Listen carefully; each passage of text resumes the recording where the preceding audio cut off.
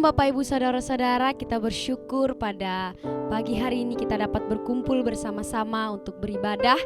Dan kita sangat mengucap syukur bahwa hari ini adalah tahun yang baru Bapak Ibu Saudara-saudara. Oleh karena itu di tahun yang baru ini mari kita memulai tahun baru kita dengan memuji, memuliakan nama Tuhan. Bapak Ibu, kita akan memulai ibadah kita. Mari kita bersatu di dalam doa.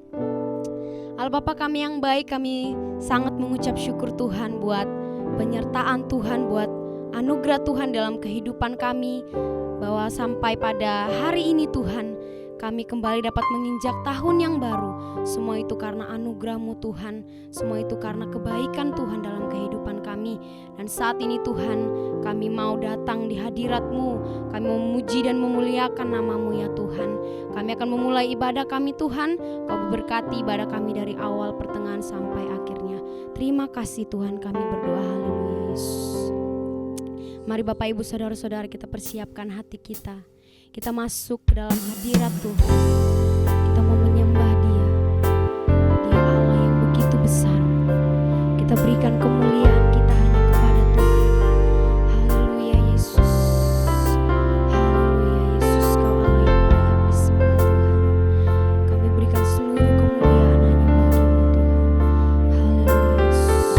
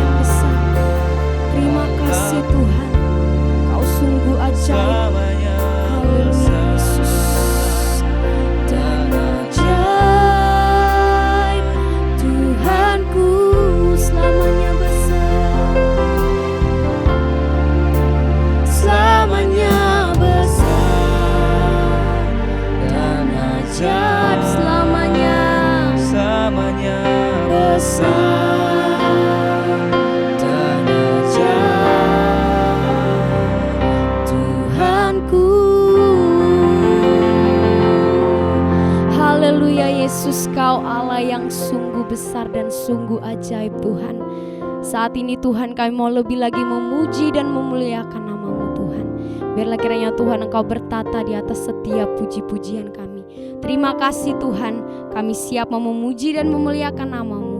Dalam nama Yesus, haleluya, amin. Masih ada sukacita Bapak Ibu? Saya yakin dan percaya di tahun yang baru ini kita semua memiliki sukacita yang baru, amin. Saat ini Bapak Ibu, mari kita lebih lagi mau memuji dan memuliakan nama Tuhan.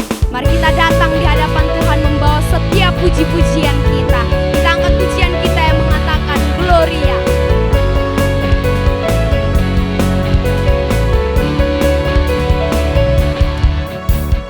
Kami datang bawa pujian, sama memuji-Mu Tuhan. Satukan suara dan nyanyikan suara kemenangan. Kami datang bawa pujian,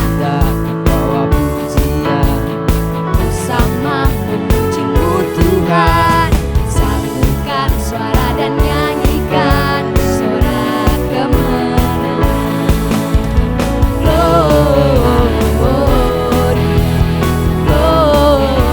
Gloria, besar Tuhan, ditinggikan di atas segalanya.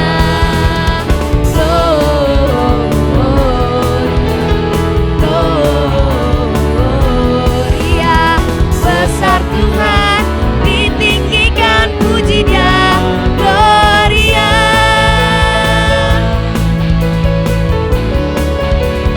Haleluya. Mari kita lebih sungguh-sungguh lagi mengatakan, kami datang bawa pujian.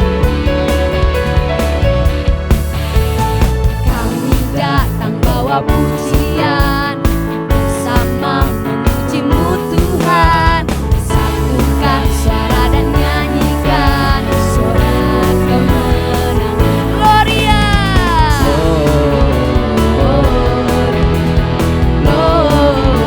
Gloria, besar Tuhan, ditinggikan di atas segalanya.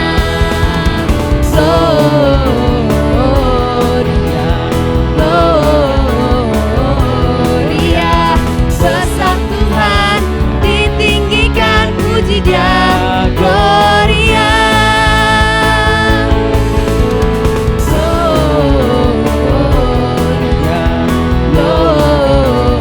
Gloria, besar Tuhan, ditinggikan di atas segalanya. Gloria.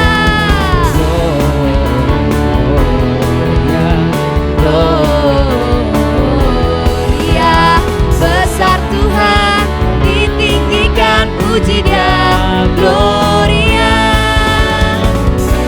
Tuhan, ditinggikan, puji Dia.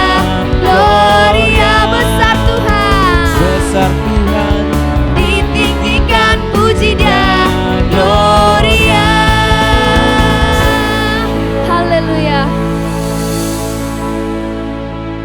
Baiklah Bapak Ibu, saat ini kita akan mempersiapkan hati kita untuk mendengarkan kebenaran firman Tuhan. Haleluya Yesus. Mari Bapak Ibu kita angkat pujian kita yang mengatakan, Yesus Engkau juru selamatku. Walau kami harus berjalan dalam lembah kekelaman Tuhan, kami yakin dan percaya Tuhan, kami tidak berjalan sendiri, namun kami berjalan bersama-sama dengan Engkau Tuhan. Walau harus berjalan dalam lembah kekelaman, perlindungan-Mu, oh Tuhan.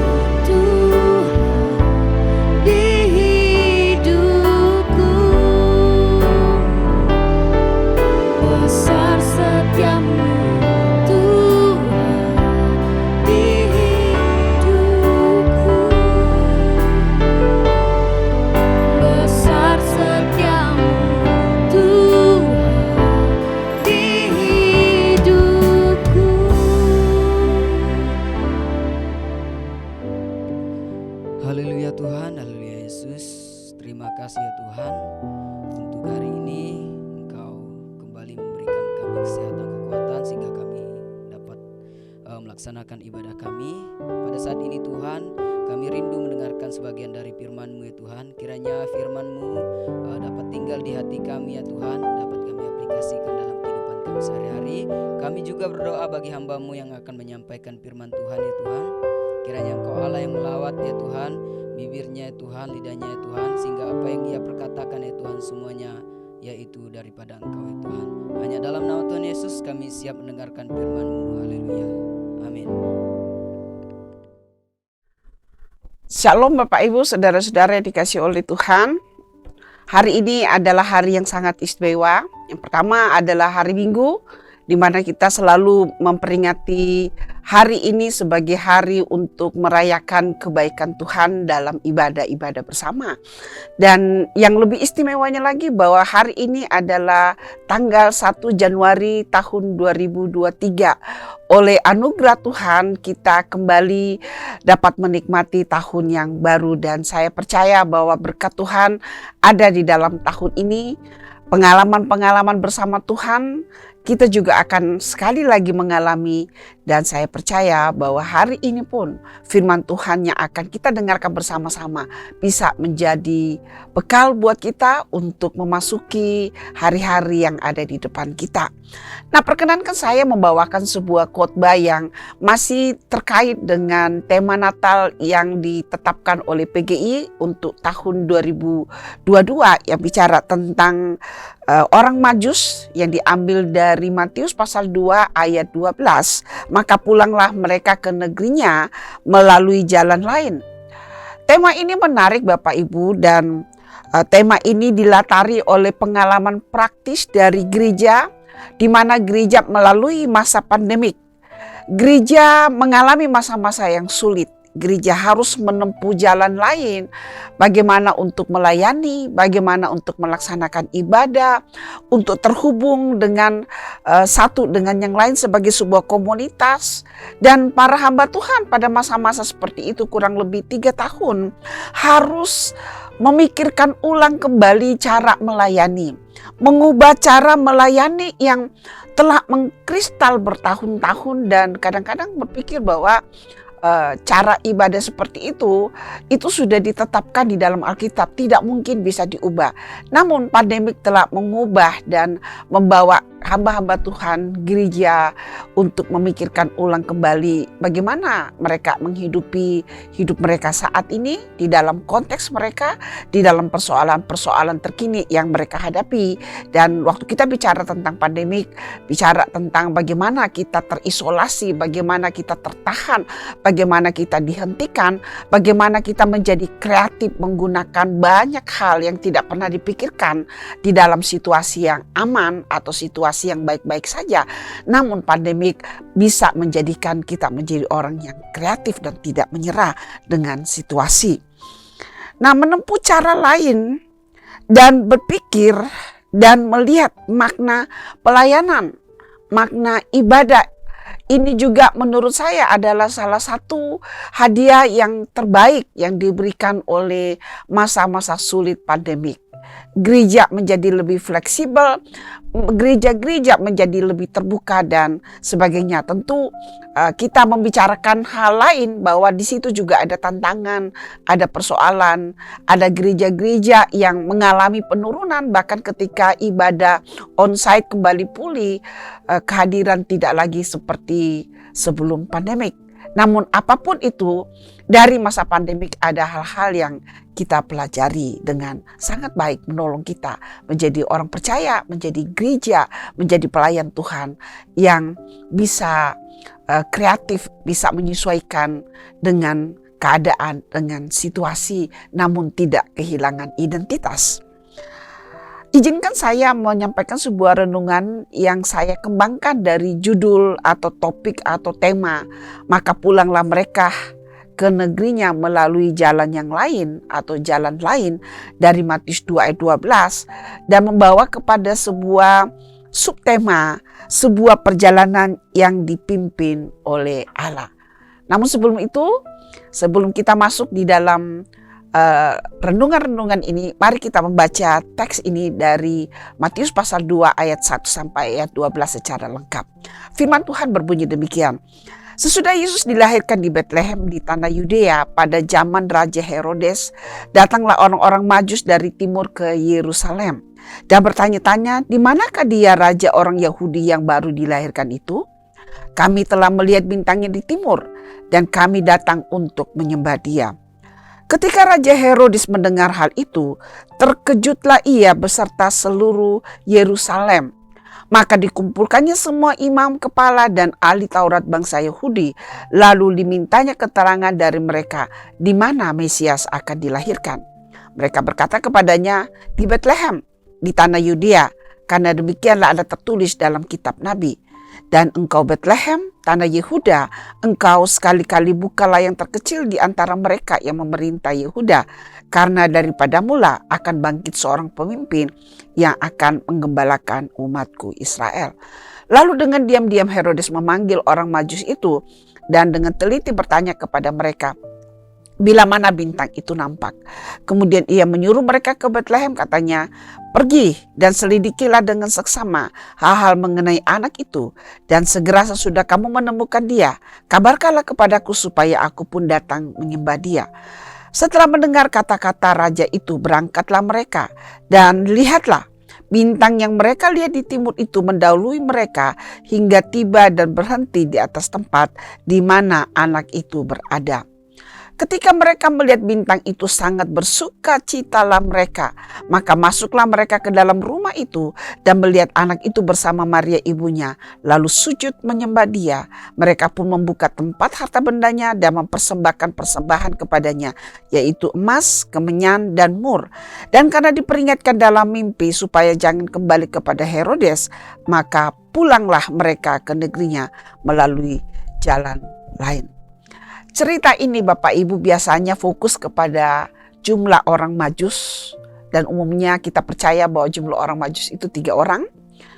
Ya, bahkan ada tradisi yang menyebutkan nama mereka, misalnya bahwa nama mereka itu adalah Gaspar, Melchior, dan Baltasar. Padahal catatan dalam Alkitab tidak pernah menyebutkan berapa jumlah mereka dan siapa nama mereka. Fokus yang lain juga biasanya kita sering mendengarkan khotbah mengenai makna persembahan mereka, yaitu emas, mur, dan kemenyan. Tetapi hari ini saya ingin kita berbicara atau merenungkan firman Tuhan untuk fokus kepada apa yang sering, ya, yang tidak pernah bahkan saya dengar dikhotbahkan mengenai orang Majus ini, yaitu perubahan mereka sebagai perjumpaan mereka dengan Kristus. Dalam ayat 1 sampai ayat 2, mereka mengetahui bahwa akan ada kelahiran raja yang membuat mereka perlu melakukan perjalanan yang cukup jauh, sebuah perjalanan yang akan memakan biaya dan perjalanan yang mengundang risiko. Dan mereka sendiri sebenarnya tidak tahu secara pasti detail dari apa yang mereka akan tuju. Dalam fakta bahwa waktu mereka tiba di Yerusalem, mereka bertanya-tanya. Satu-satunya yang mereka pastikan sebelum mereka berangkat dari negeri mereka, yang pertama adalah bahwa seorang raja yang agung akan lahir. Dan raja itu adalah raja orang Yahudi. Dan kalau raja itu adalah raja orang Yahudi, tempat yang tepat untuk mereka pergi adalah Yerusalem, ibu kota dari kerajaan atau dari bangsa Yahudi, ya, untuk memastikan dan menemukan sang raja yang baru lahir tersebut. Lalu tujuan mereka sangat pasti, yaitu untuk menyembah raja yang baru. Nah, pertanyaan itu yang perlu kita ajukan atau perlu kita tanyakan adalah, orang Majus itu siapa? Ada 3 hal utama mengenai orang Majus. Pertama, yang sering kita bahas itu adalah berapa jumlah mereka. Kedua, siapa nama mereka. Lalu ketiga, dari mana mereka dan apa pekerjaan mereka. Ketiga pertanyaan ini tidak ada jawaban yang pasti, ya. Oleh karena tidak ada data apapun selain penyebutan mereka berasal dari timur dan mereka disebut orang Majus. Mari kita lihat yang pertama. Jumlah mereka. Kita umumnya berpikir bahwa ada 3 orang Majus. Ini adalah kerancuan dari jumlah atau persembahan yang diberikan orang Majus kepada Yesus, yaitu emas, kemenyan, dan mur. Lalu kita rancu dan berpikir, oh orang Majusnya ada 3. Namun sebenarnya tradisi awal gereja tidak secara konsisten menyebutkan demikian. Para bapak gereja di barat seperti Origen, lalu kemudian Santo Leo Agung dan Santo Maximus dari Turin menyatakan ada 3 orang Majus. Sedangkan pada karya seni Kristen di Roma yang ada di kuburan Santo Petrus atau Rasul Petrus dan Santo Marcellinus menggambarkan ada 2 orang Majus. Lalu di kuburan Santo Domitilia menyebutkan ada 4 orang Majus. Dan tradisi gereja timur menyebutkan ada 12 orang. Yang sekarang kita kenal adalah tradisi dari gereja Katolik, ya, yang muncul pada abad ke-7 bahwa ada 3 orang Majus. Lalu yang kedua soal nama. Ini pun ada tradisi yang berbeda. Yang paling sering kita dengar nama mereka itu adalah Baltasar, Melchior, dan Gaspar. Namun ada beberapa tradisi yang lain menyebutkan nama mereka yang berbeda. Tradisi dari orang-orang di timur atau orang-orang Kristen Ortodoks menyebutkan nama mereka, ya, khususnya dari tradisi Suria, menyebut nama mereka adalah Larfandat, Hormisdas, dan Gusnasaf. Lalu kemudian tradisi Armenia yang memegang jumlah orang Majus 2 orang menyebutkan nama mereka yaitu Kakba dan Badal Dilma. Ya, ketiga adalah nama dari mana dan apa pekerjaan mereka. Dari sekian banyak tafsiran, pada umumnya mereka melihat bahwa orang Majus adalah orang-orang pandai dan berhikmat dan berasal dari timur, yang secara geografis di Israel, timur berbicara lokasi di sekitar Iran dan Irak.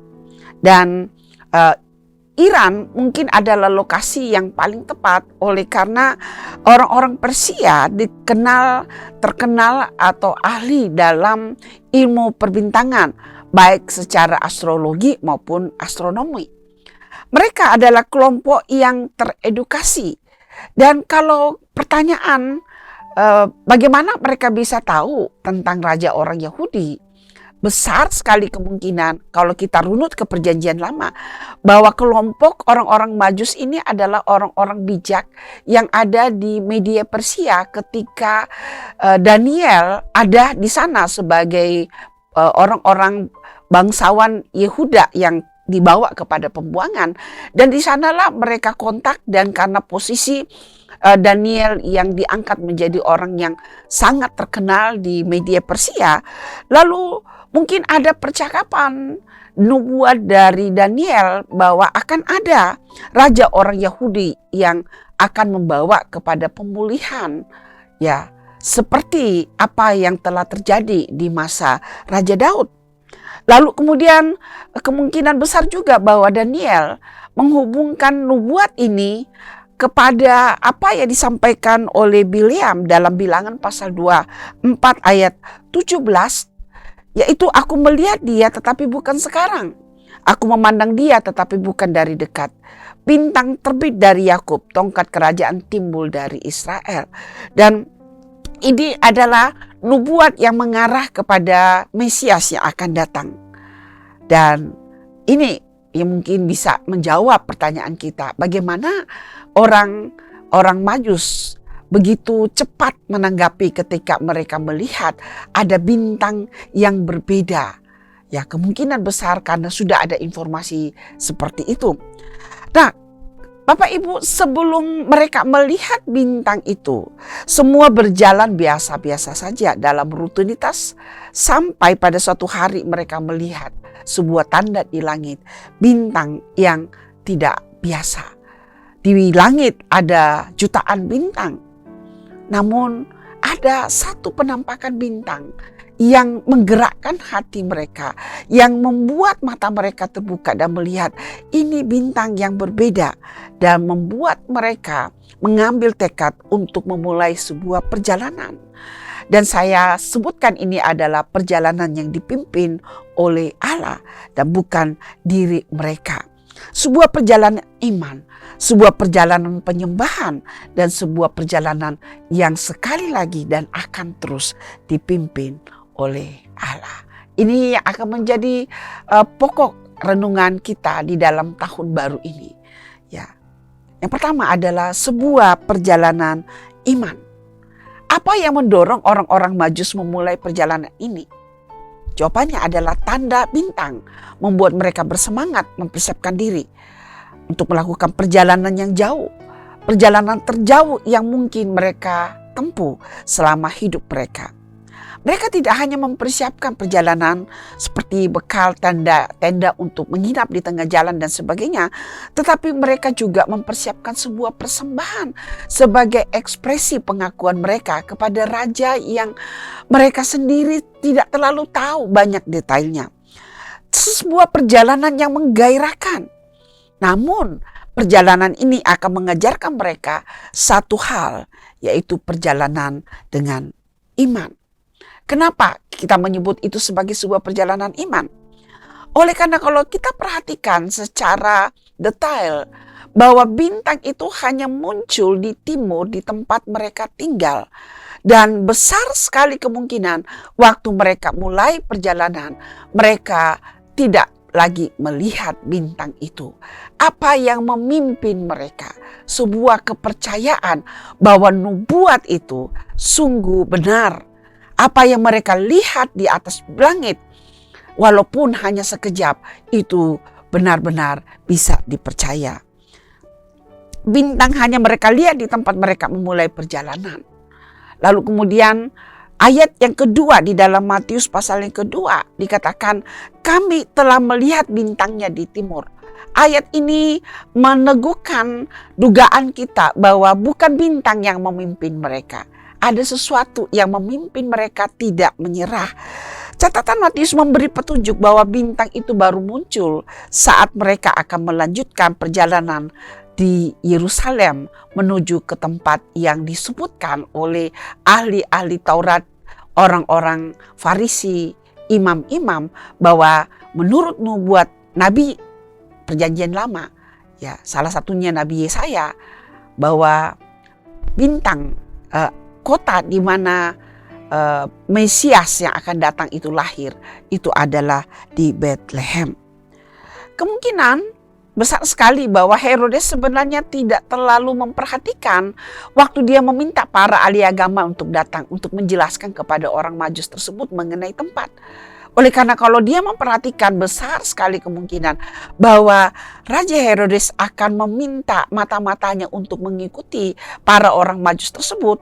Dan waktu mendapatkan itu, ya dia tidak perlu membuang waktu langsung membunuh anak atau raja yang dinubuatkan. Namun fokusnya tidak di sana. Ya seperti hanya ya coba saja pergi. Dan waktu orang-orang ahli-ahli agama, orang Farisi, ahli Taurat menyebutkan nama itu, walaupun Herodes tidak mengarahkan hatinya, pendengarannya kepada penjelasan mereka, tetapi orang-orang Majus ini mengarahkan pendengaran mereka dan hati mereka. Sehingga waktu mereka melihat tidak ada antusias di Yerusalem, mereka memutuskan untuk pergi ke tempat yang disebutkan, ke Bethlehem. Kata Bethlehem memberikan semangat baru untuk meneruskan perjalanan tersebut. Apakah perjalanan ini diteruskan? Ya, mereka belum melihat bintang itu.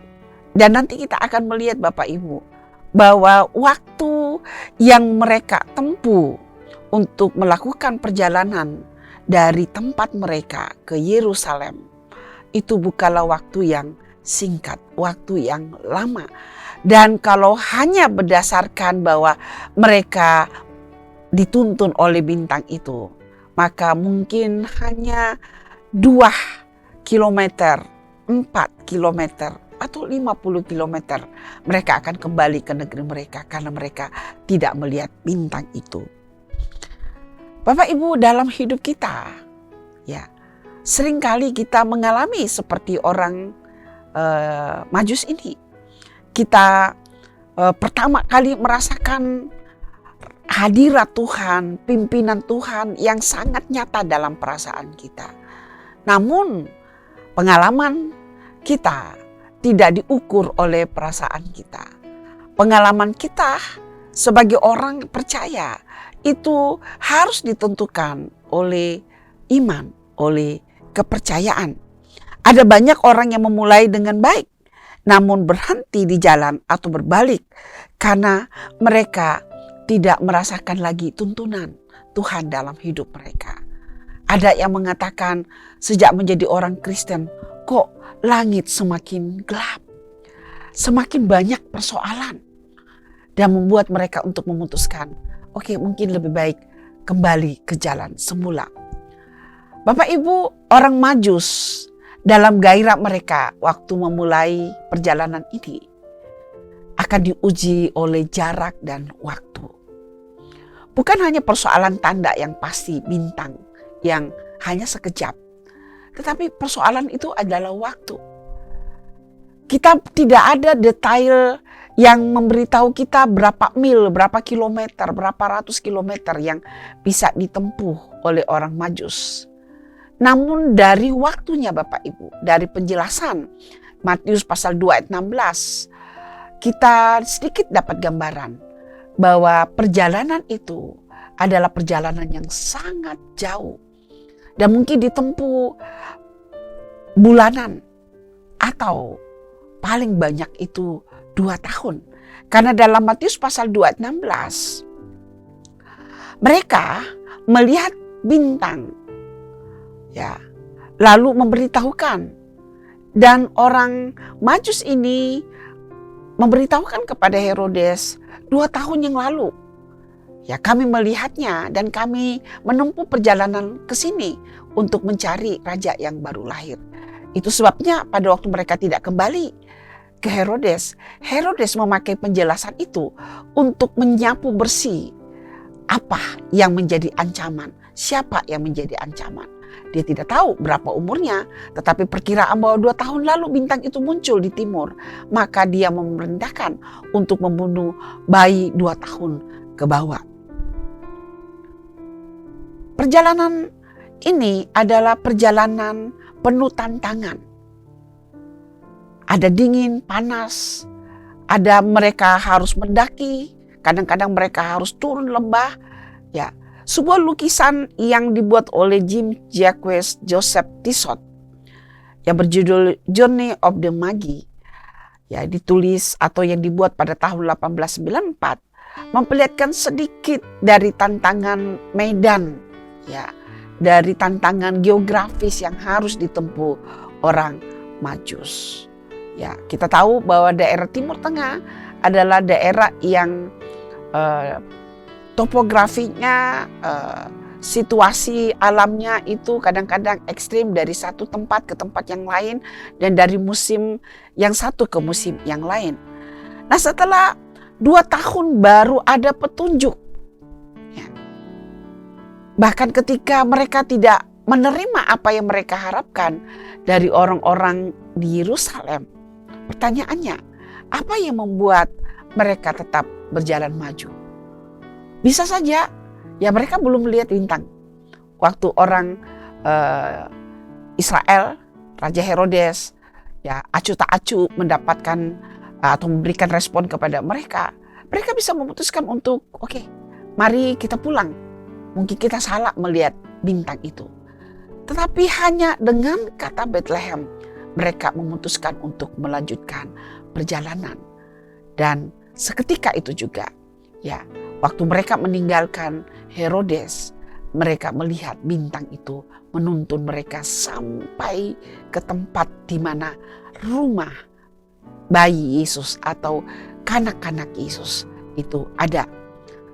Jawaban dari pertanyaan ini, apa yang membuat mereka tetap maju, tidak menyerah, tidak berbalik, adalah iman, kepercayaan, keyakinan bahwa apa yang mereka lihat itu adalah benar.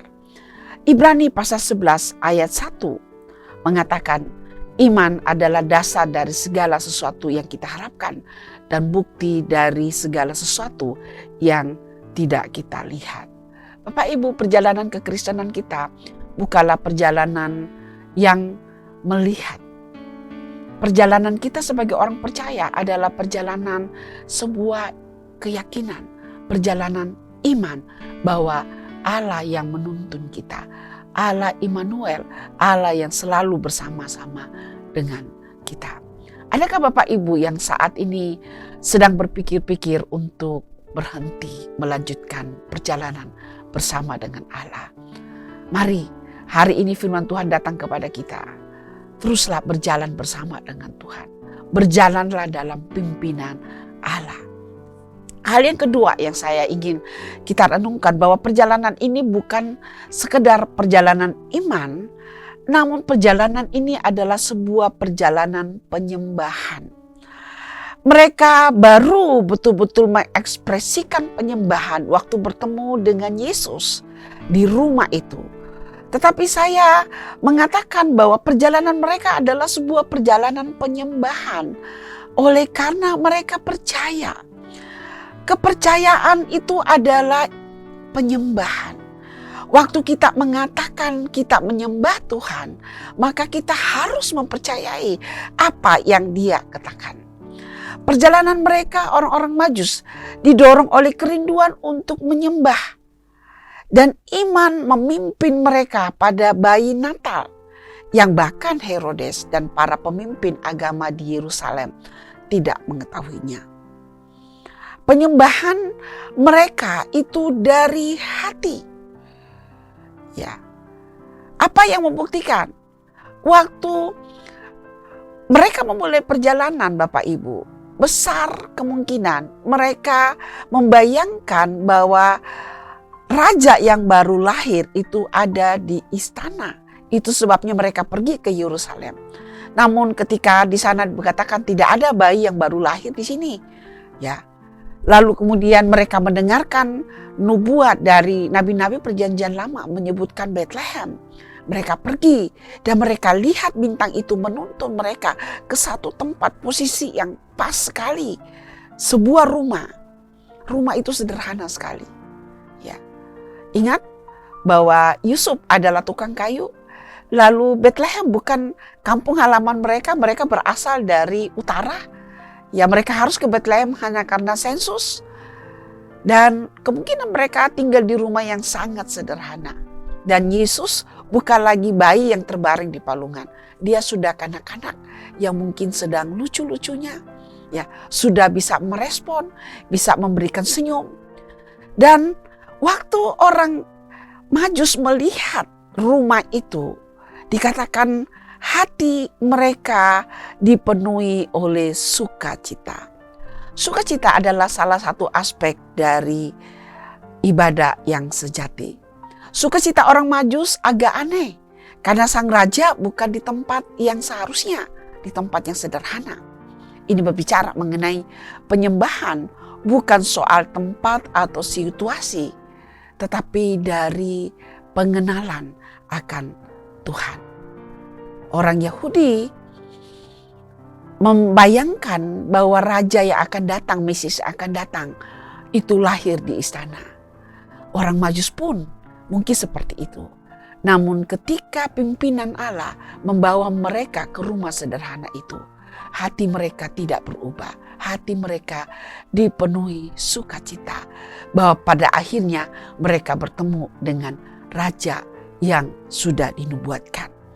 Lalu apa aspek lain dari penyembahan selain bahwa penyembahan yang sejati itu dari hati dan hati yang penuh sukacita, sukacita yang tidak dikondisikan oleh situasi atau keadaan. Yang lain adalah bahwa penyembahan itu harus terrealisasi dari hal-hal yang nyata dalam sikap dan tindakan. Orang Majus datang dengan hati yang menyembah, namun mereka tidak datang dengan tangan kosong. mereka memberikan persembahan terbaik yang mereka bisa berikan. Emas, kemenyan, dan mur, 3 unsur yang sangat mahal. Ini adalah simbol pengakuan siapa Yesus yang mereka sembah. Pengakuan bahwa dia adalah Raja melalui emas. Pengakuan bahwa dia adalah Tuhan, dia adalah ilahi melalui kemenyan. Dan pengakuan dan juga sekaligus sebagai sebuah nubuat tentang Yesus yang akan menjadi juru selamat melalui persembahan mur. Dan melalui ini juga menubuatkan bagaimana dia akan menjadi juru selamat. Bukan melalui cara politik, bukan melalui sebuah kemegahan, melalui kematian di atas kayu salib. Mereka memberitakan Injil secara nyata. Bapak Ibu, penyembahan kita harus berdampak atau berguna. Ya, bukan hanya semacam pertunjukan, saya orang Kristen, saya harus menyembah dengan sebuah sikap dan sebagainya. Tetapi apakah penyembahan kita ini bicara tentang kehidupan kita sehari-hari, itu berdampak atau berguna? Perhatikan bahwa orang Majus waktu memberikan persembahan itu muncul dari hati mereka. Tetapi mereka tidak pernah membayangkan bahwa persembahan ini akan berdampak dan akan sangat berguna untuk keluarga dari Yusuf, Maria, dan Yesus pada waktu mereka harus melarikan diri ke Mesir. Persembahan ini besar kemungkinan menjadi biaya hidup mereka selama di Mesir. Perjalanan iman dan penyembahan ya yang dilakukan orang Majus sekali lagi akan menjadi perjalanan iman dan penyembahan yang selalu dipimpin oleh Allah. Ayat 12. Dan karena diperingatkan dalam mimpi supaya jangan kembali kepada Herodes, maka pulanglah mereka ke negerinya melalui jalan lain. Bapak Ibu Saudara-saudara, ayat 12 adalah antiklimaks dari ayat 1 sampai ayat 11.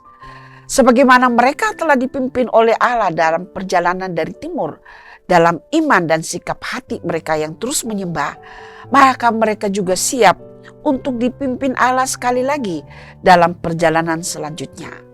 Selalu dan senantiasa menjadi kata kunci dalam perjalanan ini. Perlu kerendahan hati orang Majus untuk menempuh jalan lain yang mungkin tidak indah dalam pandangan jasmani. Ada kemungkinan terburuk, menjadi musuh dari Raja Herodes, dan mereka bisa dikejar, mereka bisa tertangkap, mereka bisa dihukum. Jika mereka tertangkap sebelum mereka keluar dari wilayah kekuasaan orang-orang Yahudi atau Raja Herodes. Namun iman mereka sekali lagi mengizinkan Allah memimpin mereka untuk menempuh perjalanan yang lain.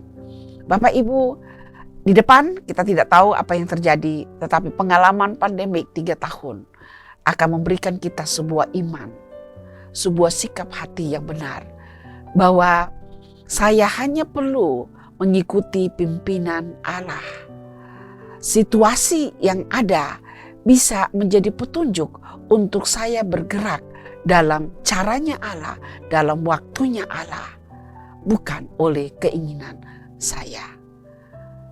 Pertanyaan buat kita dalam tahun baru ini, hari pertama dalam tahun 2023, Kufadis GSCA Bethesda Ministry Batam. Kemana GSCA Bethesda akan bergerak? Kita telah berada di dalam waktu yang cukup panjang sebagai sebuah gereja lokal. Kita telah melihat banyak hal. Kita telah banyak melihat dan mengalami tuntunan Allah dalam perjalanan hidup kita sebagai keluarga Allah di GSCA Bethesda. Dan izinkan saya membuat sebuah kesimpulan untuk menjawab pertanyaan akan kemana kita, mau kemana kita, dan bagaimana kita hidup di dalam perjalanan yang kita akan tuju. Yang pertama, bahwa perjalanan jemaat GSCA Bethesda Ministry adalah sebuah perjalanan iman. Allah yang akan memulai dan Allah yang akan memimpin sampai akhir. Yang kedua, pelayanan yang dilakukan adalah penyembahan kepada Raja di atas segala raja. Walau terkadang meminta waktu kita, tenaga, dan apa yang kita miliki. Namun pelayanan juga ini yang kita lakukan, yang meminta banyak perhatian, kadang melelahkan. Itu adalah penyembahan kita. Dan waktu kita melakukan dengan sukacita, maka itu menjadi penyembahan yang sejati. Dan apa yang kita korbankan, itu adalah ekspresi dari penyembahan kita yang sejati. Pelayanan juga membutuhkan kesatuan hati Bapak Ibu. Ada kesepakatan dan cara pandang yang benar. Dalam perjalanan kita sebagai jemaat di GECA Bethesda Ministry, mungkin seperti langit tak berbintang, kita tidak melihat tuntunan yang sangat jelas. Kadang terasa melelahkan karena waktu yang tak kunjung dan membawa pada potensi ingin mengambil jalan sendiri-sendiri. Maka kita sebagai gereja, sebagai tubuh Kristus harus mengingatkan kembali kepada diri kita, kepada sesama kita di dalam gereja GECA Bethesda untuk mengingat apa tujuan kita menjadi jemaat lokal di GECA Bethesda, yaitu menjadi penyembah yang sejati, yang dipimpin oleh Allah, yang berjalan di dalam iman. Nah, perjalanan yang seperti itu, yang dimulai oleh iman, yang dipimpin oleh Allah, seharusnya selalu demikian, senantiasa demikian. Diperlukan kesediaan dan kerendahan hati mengikuti arahan dan pimpinan Tuhan yang kadang meminta kita untuk menempuh cara atau jalan yang lain, jalan yang belum pernah kita lewati, jalan yang penuh tantangan dan risiko. Tetapi jikalau Tuhan yang memimpin, maka tempuhlah jalan itu dengan sebuah keyakinan, Immanuel, Allah beserta kita. Kiranya Tuhan menolong kita dalam tahun yang baru ini dan membawa kita menjadi seorang yang dipimpin oleh Allah, yang melakukan penyembahan setiap hari dan selalu senantiasa sekali lagi akan memberi diri untuk dipimpin oleh Allah. Kita tidak akan pernah melepaskan diri kita dari kasih setia Allah. Tuhan memberkati Bapak Ibu. Selamat tahun baru. Selamat menikmati pimpinan Allah. Selamat menikmati penyembahan yang membawa engkau kepada pengenalan yang lebih dekat lagi. Tuhan memberkati. Amin. Mari kita berdoa. Bapa, kami bersyukur untuk tahun baru ini. Kami bersyukur untuk pimpinan-Mu dalam tahun yang telah lewat. Kami mempercayai bahwa tahun 2023 Tuhan akan sekali lagi pimpin kami. Kami menyerahkan hidup kami sebagai orang yang menyembah di dalam hidup kami, dalam perkataan kami, di dalam tindakan kami. Apapun yang kami buat kiranya menjadi sebuah penyembahan yang membawa sukacita. Bapa, kami memberikan hidup kami sekali lagi terus dipimpin oleh Allah. Jangan pernah lepaskan tangan-Mu. Pimpin kami Tuhan, pegang kami. Kami tidak akan menyerah. Kami akan kuat di dalam Engkau. Kami akan melihat pertolongan-Mu. Kami akan melihat pimpinan-Mu dalam cara-cara yang ajaib, yang melampaui apa yang kami bayangkan, apa yang kami pikirkan. Tuhan berkati jemaat-Mu di dalam tahun baru ini, tanggal 1 Januari tahun 2023 Tuhan. Kami sebagai keluarga besar menyerahkan hidup kami dipimpin. Apapun yang menjadi rencana kami, pimpin kami ya Tuhan.